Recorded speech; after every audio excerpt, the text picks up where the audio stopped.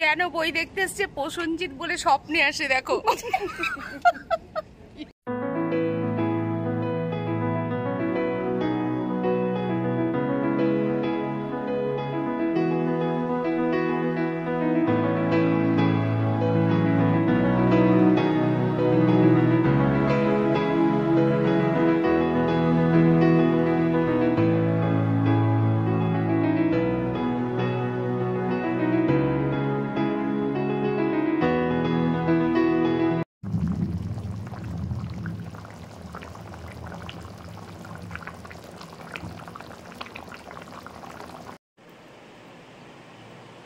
সুপ্রভাত বন্ধুরা, ওয়ান্ডারিং শুক্লার পরিবারে তোমাদের সবাইকে স্বাগত। একরাশ ভালোবাসা নিয়ে আজকের দিনটা শুরু করলাম।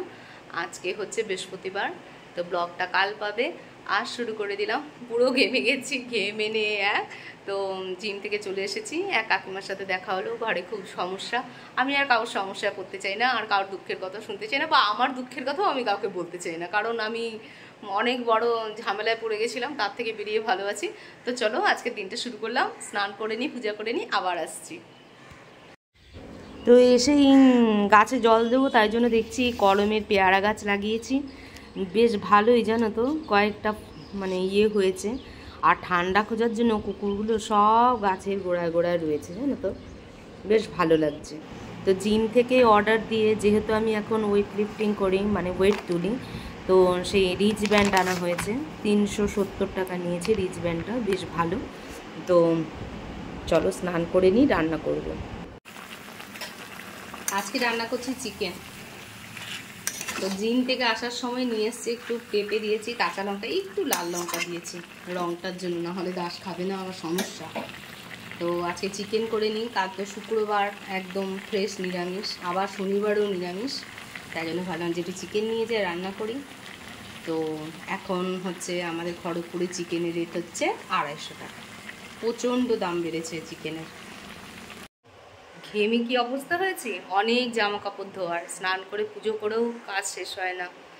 তো বার্ড ফ্লু হচ্ছে বিভিন্ন জায়গায়, সাবধানে থাকবে। এখনও খড়গপুরে হয়নি, কিন্তু মুরগির মাংসটা আস্তে আস্তে ছেড়ে দেয় ভালো। তো আমি এনেছি ঘরে। আবার দাস মুরগি ছাড়া ভালো খায় না, আর আমি খাসি ছাড়া ভালো খাই না। মুরগির মাংস যেন খুব বিচ্ছিরি লাগে আমার।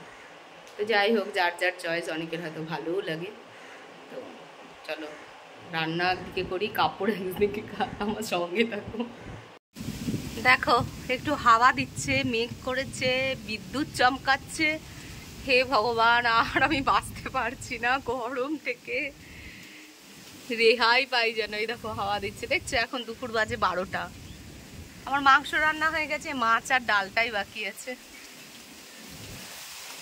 দেখেছো এরকম হাওয়া দিচ্ছে, ঠান্ডা হয়ে গেছে ওয়েদারটা। গাছ ভর্তি পেয়ারা এখন দেখা যাচ্ছে, কে ঢুকবে সব নিয়ে চলে যাবে। গুড ইভিনিং বন্ধুরা। খুব শর্ট নোটিশে আমাকে বোন বলেছে 4:22-এ রেডি হয়েছি, 5:10-এ সিনেমা।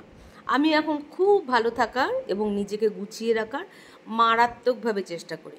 যার থেকে নেগেটিভ ভাইব পায় তার থেকে আমি প্রচণ্ড দূরত্ব মেনটেন করে চলবো। এটা হচ্ছে পরিষ্কার কথা। না কারোর শুনবো, না কারোর দেখবো, একদম পরিষ্কার কথা। হাজব্যান্ডকে নিয়ে, বাচ্চাকে নিয়ে বাকি জীবনটা ভালো থাকার চেষ্টা করবো।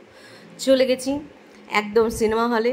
প্রচণ্ড অনেক কিছু দুঃখ এই সোশ্যাল মিডিয়া থেকে আছে, ওই জন্য ফালতু জায়গায় সময় ইনভেস্ট করা উচিত না।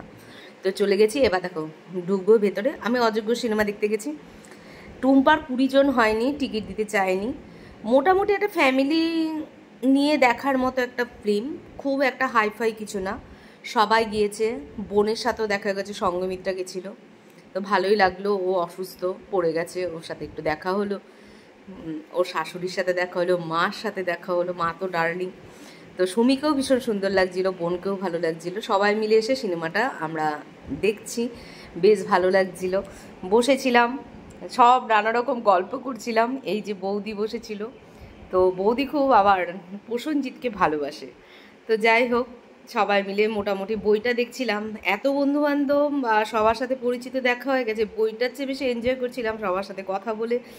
ভালো লাগে, কতক্ষণ আর ভালো লাগে বলো ঘরের মধ্যে। এই একটা 3তলা বাড়ি, এই আমি সারা দিন একা থাকি, আমার খুব কষ্ট হয়।